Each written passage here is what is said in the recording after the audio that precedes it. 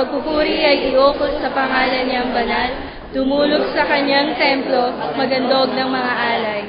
Yahweh ay purihin sapagkat siya ay daratal, paparito sa daigdig upang lahat ay agulad. Sapat siya kung mamatod at lahat ay pantay-pantay.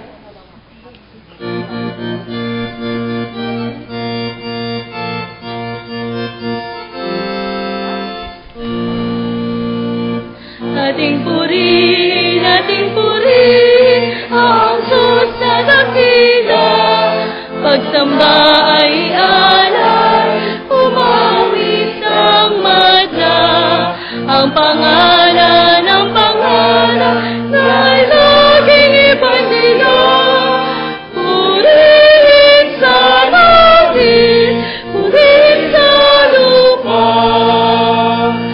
ang pagpapala ng Diyos ay hanapin, maglingkod na palagi, ang aral niya'y sundin, ang pag-ibig niya'y laging sundalin, biyaya ng buhay ay ating nakamtin. Ang tiwala, buhay ay alay, ang lahat ay ilaga sa kanyang handungan. May biyaya sa ating alay, purihin siyang naging, purihin ay ranman. Dakilang Diyos na mapangyarihan sa lahat, pinupuri ka namin at pinsasalamatan sa lahat ng oras dahil sa magandang pagkakataong pinagkaloob nyo sa bawat isa sa amin. Panginoon, bigyan nyo kami ng kalakasan, panatilihin po ninyo kami masigla, inyo po kaming pagpalain sa pananambahang ito, pagpalain po ninyo ang magdadala ng mensahe, inyo po siyang gabayan. Panginoon, lahat po kami ay panatilihin ninyong mapayapa, masigla at malakas. Ito po'y aming dinadalangin sa pangalan ni Jesus. Amen. Ama sa langit, panalangin ang kaharian mo ay sumapit, gawin nawa yung kalooban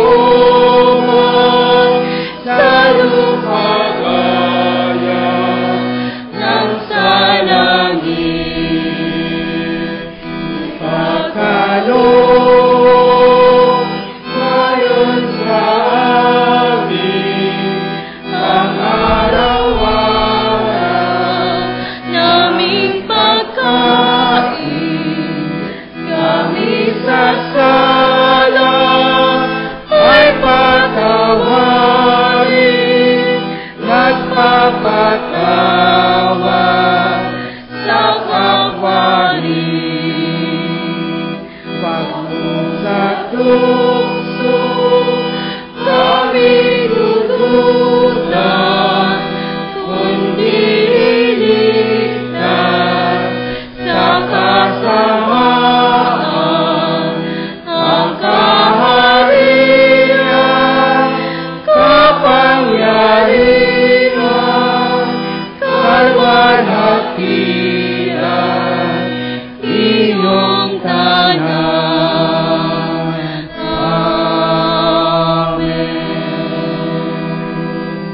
Tayo po'y makakaupo na.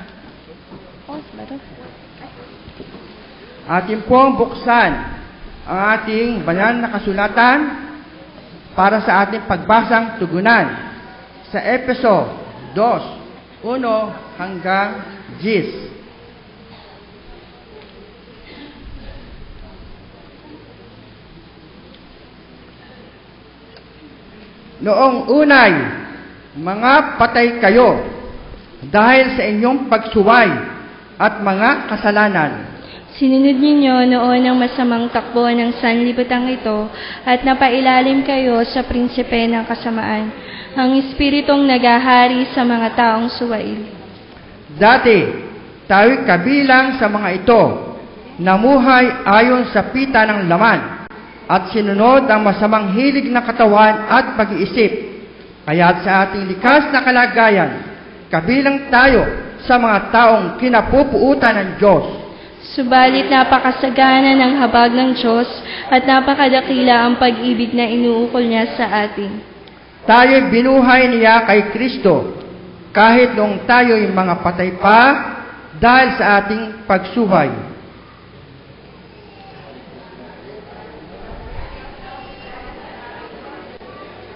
Muling binuhay ng kasama niya at pinaupong kasama niya sa kalangitan. Ginawa niya ito upang sa darating na mga panahon ay maipakita niya ang di masukat na kasaganaan ng kanyang kagandahang loob sa atin sa pamamagitan ni Kristo Jesus. Dahil sa kagandahang loob ng Diyos ay naligtas kayo sa pamamagitan ng inyong pananalig kay Kristo, at ang kaligtasang ito'y kaloob ng Diyos, hindi mula sa inyo. Hindi ito dahil sa inyong mga gawa, kaya walang dapat ipagmalaki ang sino man. Tayo ay kanyang nilalang, nilikha sa pamamagitan ni Kristo, upang iukol natin ang ating buhay sa paggawa ng mabuti na itinalagas ng Diyos para sa atin noon pa mang una.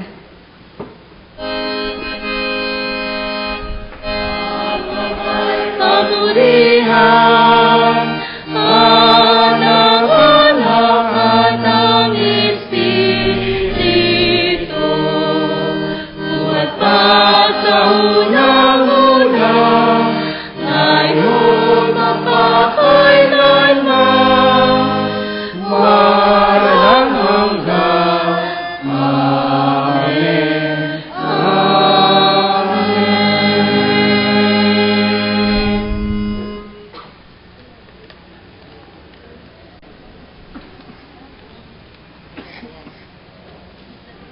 Magandang umaga po ng mga kapatid. Sa kahilingan po ng ating mahal na conference minister at sa pagpapatunayan at katastasan sa Purpose ay hindi po ang ilipon sa pagdala ng pagbabalita na katulad ng nasulira ng pastor po at sa pagbabalita sa pangalaman. At narito po ang mga kaunang balita na nakatahan po sa ating bulitin. Unang-una po ay nais ko natin pagiging ang lahat ng mga nag-aaral sa mga arawan ngayong araw ng ito. At natin po ang kanyang pangalan, ang kapatid na Socorro Lomber. Ano po? At yung iba po may mga arawan din na hindi po nakatala dito. Natin po silang mapatilis at maging ng ating kapawin ng magdalaga. Tayo muna magkaroon po ng pagbabatian ng kapayapaan.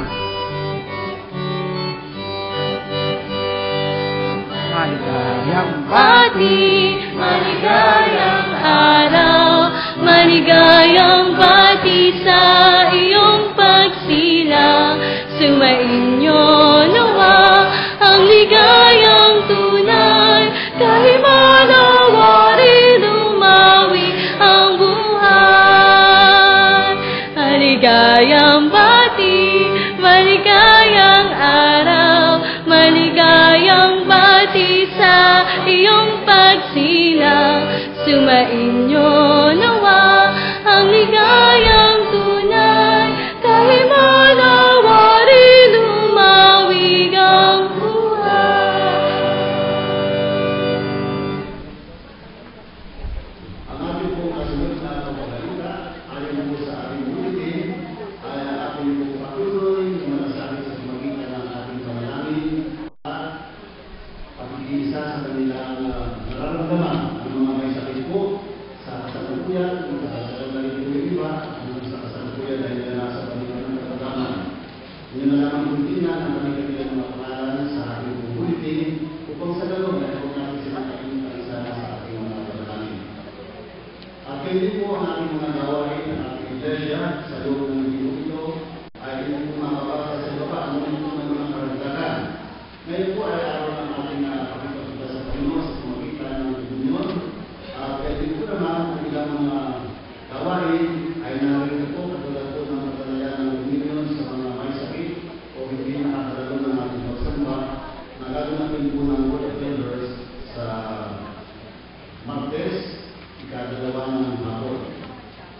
hindi po naman ang kasalukuyang nagpapatuloy na gawain natin sa Barangay Office ng Bara.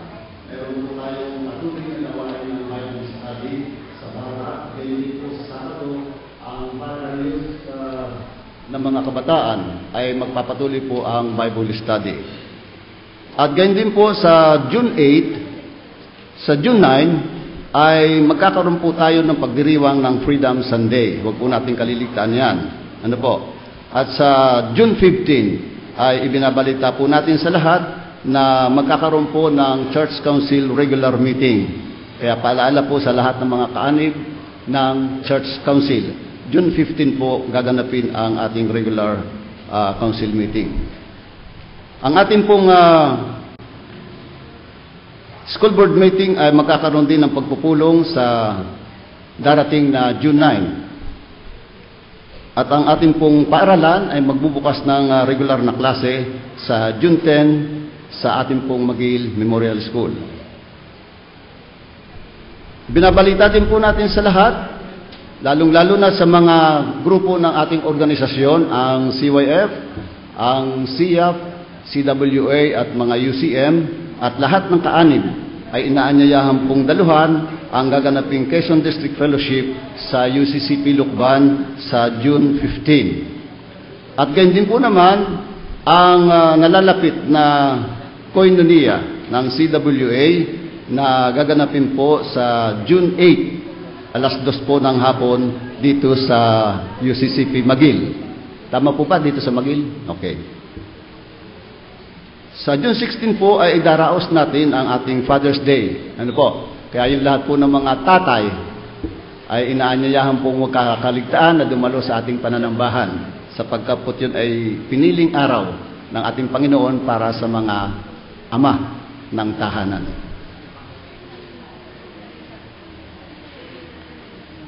Ibinabalita rin po mga kapatid na ang lupon ng organisasyon na katulad ng Board of Christian Educators at ang SIAM ay magkakaroon po ng pulong pagkatapos ng pananambahan ngayong umaga.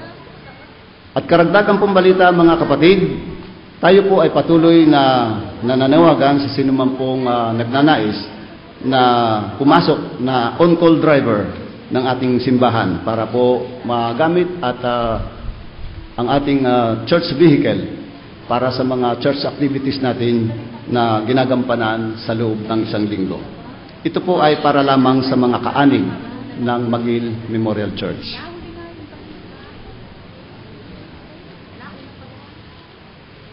At bilang karagdagang balita, mga minamahal na mga kapatid, ang ating pong minamahal na Pastor John Elveno ay muli po nating ibinabalita sa lahat na siya po ay nakalib simula po noong June 1st at hanggang sa June 30. Yung pong nasa balita sa bulletin ay mayroon 31. Sobra po yun. June 30 lamang po ang buwan ng Hunyo. Ito po ay typographical error lamang. Ano po?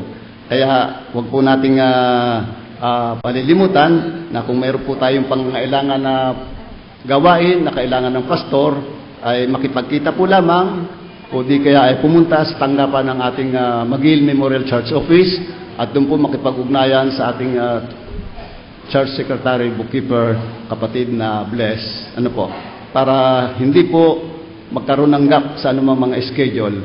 Huwag po nating ugaliin yung tatawag lamang o di kaya ipapabalita sa ibang tao. Kayo po mismo ang dadako sa ating simbahan para po ipaalam ang inyong magiging mga gawain.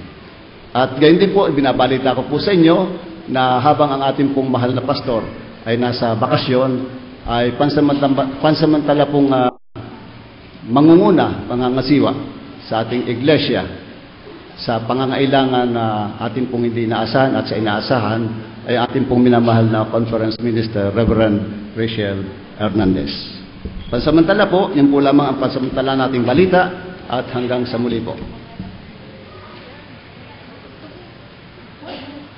Bago po tayo dumako sa kasunod, yung ating traditional na gawain, pagbabatian ng kapayapaan ay hindi po naisagawa. Kaya ngayon po ating isasagawa.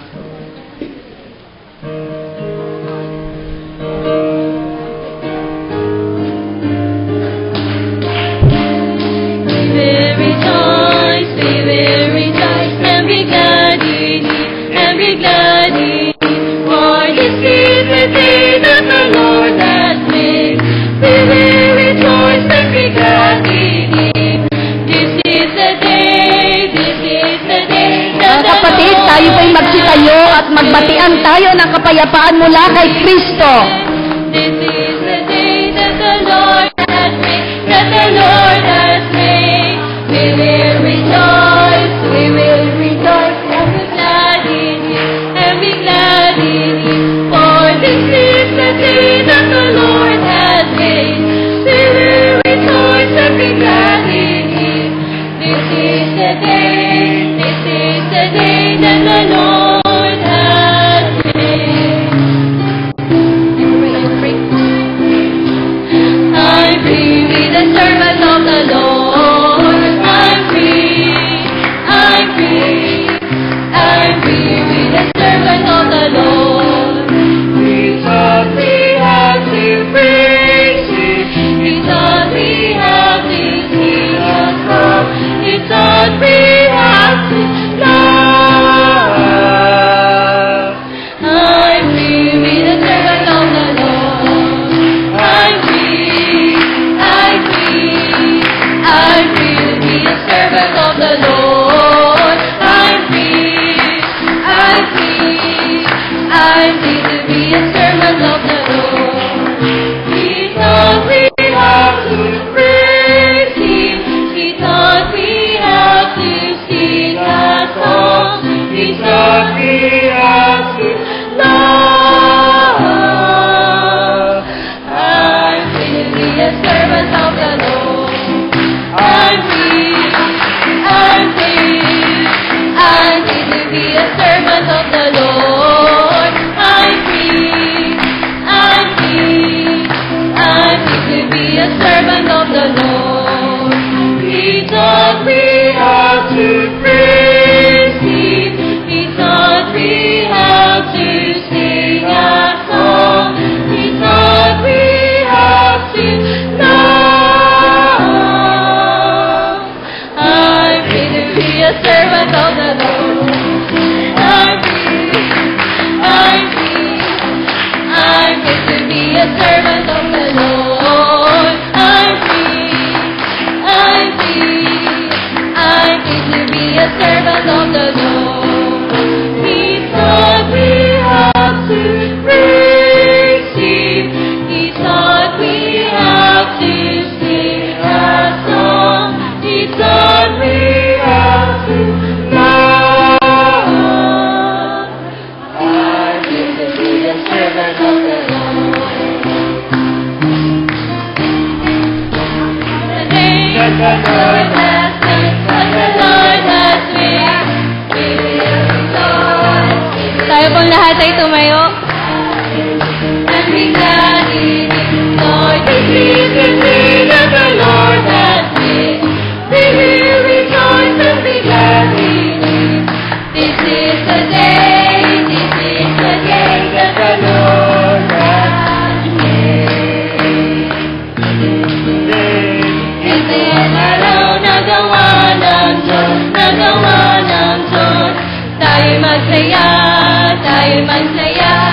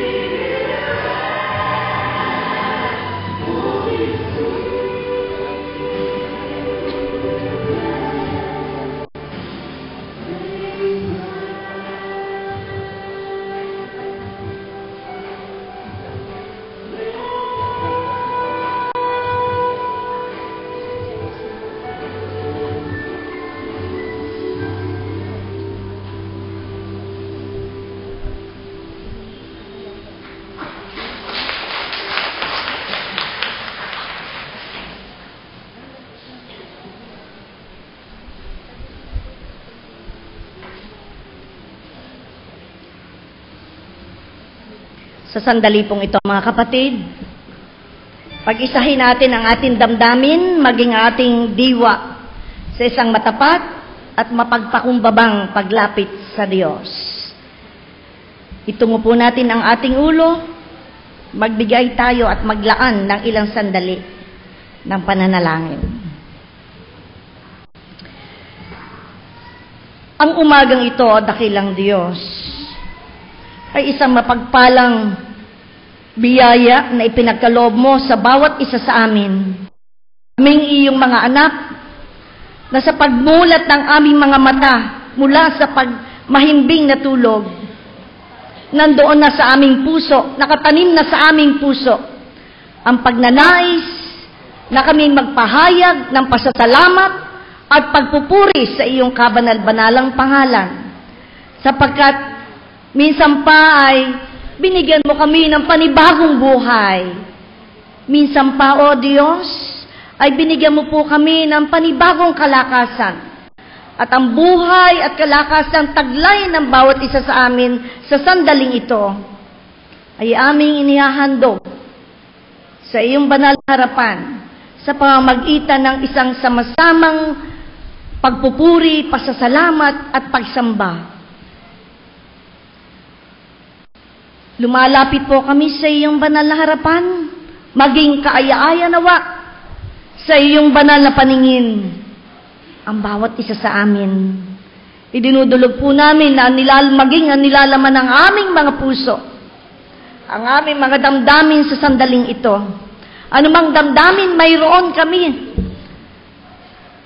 Nawa po, O Diyos, ay maging katanggap-tanggap sa iyong banal na harapan. At anumang mga hindi mabuting damdamin ang iyong nababasa, kahabagan mo po kami, O dakilang Diyos. Nalinisin mo po ang aming karumihan. Sairin mo po, O Diyos, anumang mga dagta na mga hindi mabuting damdamin ang nasa aming puso. Maging ang aming kaisipan ay amin pong ipinagsusulit sa iyong banal na harapan. Right at this moment, O Panginoon namin Diyos, ibuhos mo po ang iyong kahabagan sa amin na ang aming kaisipang hindi kaya-aya sa iyong banal na harapan. Ay bigyan mo nawa kami ng isang dalisay na kaisipan. Umaasa kami sa iyong banal na pagkilos sa aming buhay, pagtugon sa aming dalangin ito, sapagkat talos ng bawat isa sa amin na ikaw ay mapagpalang Diyos na hindi lamang nakikinig sa sinasabi ng aming mga labi, kundi higit sa lahat, ika'y kumikilos sa iyong kahanga-hanga at makapangyarihang pamamaraan sa buhay ng bawat isa sa amin. Kaming mga naririto at nakaupo sa loob ng iyong bahay-sambahan. Idinadalangin namin, O Diyos, na sa umagang ito, maging sa pagbabasa namin, pagninilay sa iyong banal na salita, patuloy mong bubuksan ang aming puso upang aming madama ang iyong magpawalang hanggang pag-ibig sa bawat isa sa amin, maging sa buong sanlibutan. Bagamat kami nakapagsasalita ng mga bagay na hindi kaya-aya sa pandinig ng aming kapwa at lalong higit, hindi kaya-aya sa iyong banal na pandinig. Patuloy mo kaming pinagpapala, O Diyos. Patuloy mo kaming inaakay sa landas ng buhay na nais mong aming tahakin. Kung kaya nga naririto kami, amin pong idinudulog sa umagang ito, maging kapatid namin, hindi namin kasama sa pananambahan. Higit po sa lahat, ay ikaw ang nakatatalos na mga kadahilanan. Maaring ang iba naming kapatid ay nasa banig ng karamdaman. Katulad, Panginoon namin Diyos, ng kapatid na Joey Tan. Ang iyo nawang mapagpala at mapagpagaling na kamay ay idampi sa kanyang lupang katawan.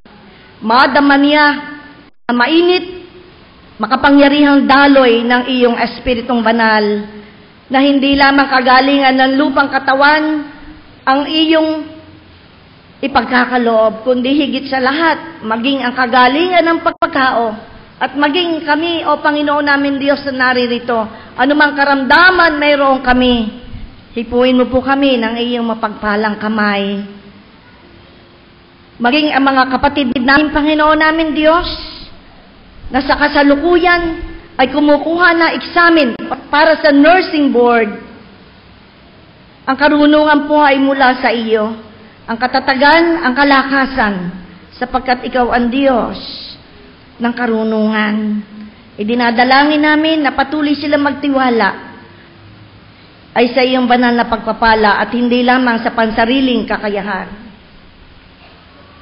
O Diyos na makapangyarihan sa lahat, ang mga programa ng iglesyang ito, bagamat wala ang aming mahal na Pastor Junuel, loobin mo pong ang lahat ng ito ay mapagsumikapan namin na pagtulong-tulungan na maisulong ang ministeryo, ang paglilingkod ng iglesyang ito.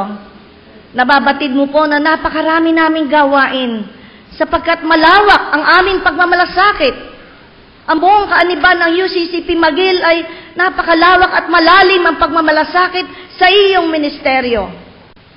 At sila ay nagpapatuloy, O Diyos, na magkakahawak kamay, naiisa ang puso at damdamin ng paglapit sa iyo, habang sila ay patuloy na gumaganap ng iba't ibang tungkulin sa malawak na ubasan.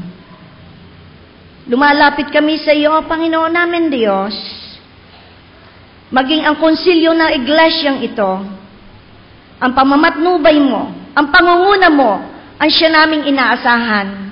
Hindi po kami umaasa sa aming mga pansariling galing. Hindi kami umaasa sa aming pansariling lakas. Hindi kami umaasa sa kagalingan ng sinuman, kundi tanging sa kagalingan mo lamang, O mapagpalang Diyos. Inilalapit ko po sa iyo na patuloy mo kaming bigkisin ng iyong mapagpala, mapangligtas na pag-ibig. Na kami ay naririto, nagpapatuloy kaming humayo sa pagdadala ng mabuting balita ng iyong banal na pag-ibig. Sapagkat buong kahabagan mo kaming pinupuspos ng kapangyarihan ng iyong Espiritong Banal. Na sa pagdiriwang namin ng nakaraang linggo at sa mga darating panlinggo ng tungkol sa banal na Espiritu, patuloy naming hinihingi sa iyo, O dakilang Diyos, ang iyong banal na pakikipisan, ang iyong banal na pananahanan sa aming mga puso, ang iyong banal na pamamatnubay sa pamamagitan ng iyong banal na kapangyarihan.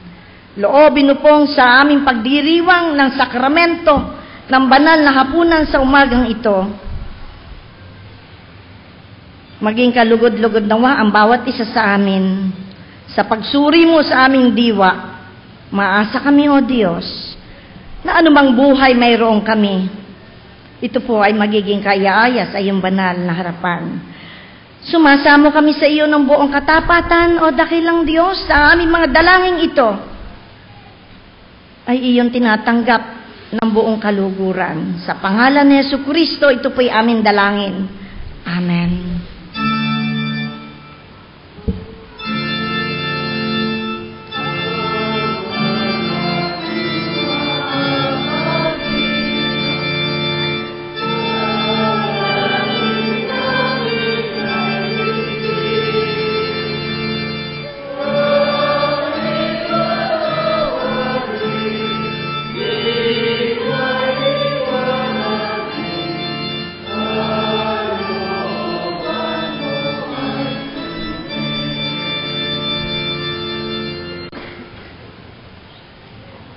Lahat ng bagay ay mula sa inyo. Kaya mula sa inyong mga kamay ang aming naipagkaloob.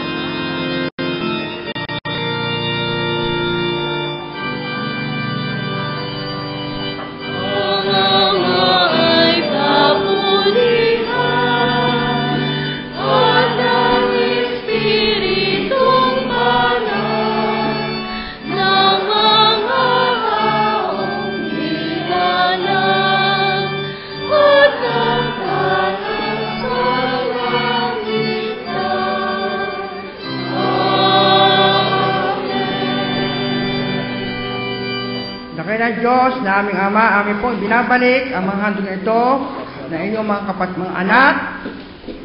Panginoon, nawa ito ay magkaroon ng kasaganaan sa inyong banal na gawain, sa inyong banal na ubasan.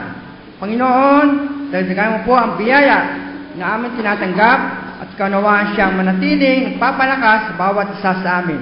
Ito po ay amin dinadalangin sa pangalan ni Jesus. Amen.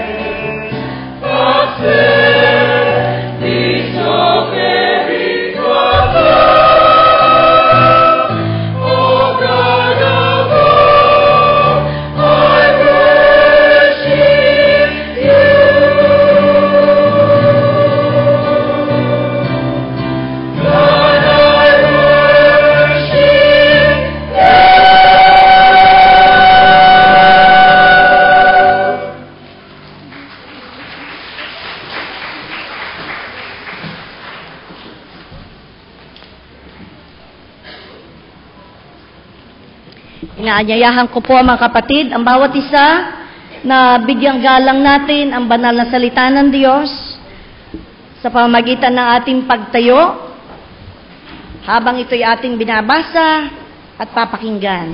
Kung tayo po'y may dalang banal na kasulatan, ay buksan po natin ang matandang tipan sa sulat ng awit. Pangkat 8, talatang 3 hanggang 9. Ganito po ang ating mababasa. Ang likha mong langit kung aking pagmasdan, pati mga tala, bituin at bungan. Ano nga ang tao upang iyong alalahanin? Ay ano nga siya na sukat mong kalingain? Nilikha mo siya na halos kapantay ng iyong luningning at kadakilaan. Pinamahala mo sa buong daigdig sa lahat ng bagay, malaki at maliit. Mga baka at tupa, hayop na mabangis. Ang lahat ng ibong nasa himpapawid at maging sa isda, sa lalim ng tubig. Sa buong daigdig, ikaw, Yahweh, ang banal mong ngalan ay dadakilain. Ganon din po sa sulat, ayon sa mga taga-Roma, pangkat 5, talatang 1 hanggang 5 ay ganito ang ating mapapakinggang babasahin. Mga bunga ng pagpapawalang sala. Yamang napawalang sala na tayo dahil sa pananalig sa ating Panginoong Jesucristo. Sa pamamagitan ay mayroon na tayong kapanatagan sa harapan ng Diyos. Sa pamamagitan nga niya ay tinatamasa natin ang kagandahang loob ng Diyos. At lubos tayong nagagalak sa ating pag-asa na makakasama sa kanyang kaluwalhatian. Bukod dito, nagagalak tayo sa ating mga pagbabata sapagkat alam nating ito'y nagbubunga ng pagtsatsaga. At ang pagtsatsaga ay nagbubunga ng katatagan. At ang katatagan ay nagbubunga ng pag-asa. Hindi tayo nabibigo sa ating pag-asa sapagkat ang pag-ibig ng Diyos ay ibinuhos sa ating mga puso sa pamamagitan ng Espiritu Santo na ipinagkaloob na sa atin. Ganon din po sa Ebanghelyo, ayon kay Juan, pangkat 16, talatang 12 hanggang 15. Marami pa akong sasabihin sa inyo, ngunit hindi pa ninyo kayang unawain ngayon. Pagdating ng Espiritu ng katotohanan, tutulungan niya kayo upang maunawaan ninyo ang buong katotohanan, sapagkat magsasalita siya hindi sa ganang kanyang sarili. Sasabihin niya sa inyo ang kanyang narinig at ipapahayag ang mga bagay na darating. Pararangalan niya ako, sapagkat sa akin magmumula ang ipapahayag niya sa inyo. Ang lahat ng sa Ama ay akin, kaya ko sinabing sa akin magmumula ang ipapahayag niya sa inyo. Maging kapayapaan nawa ng ating puso ang mga salita ng Diyos na ating narinig na binasa.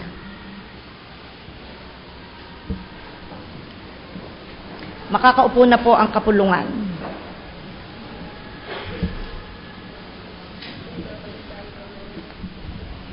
Magandang umaga po, UCCP Magil Memorial Church. Oh, gising na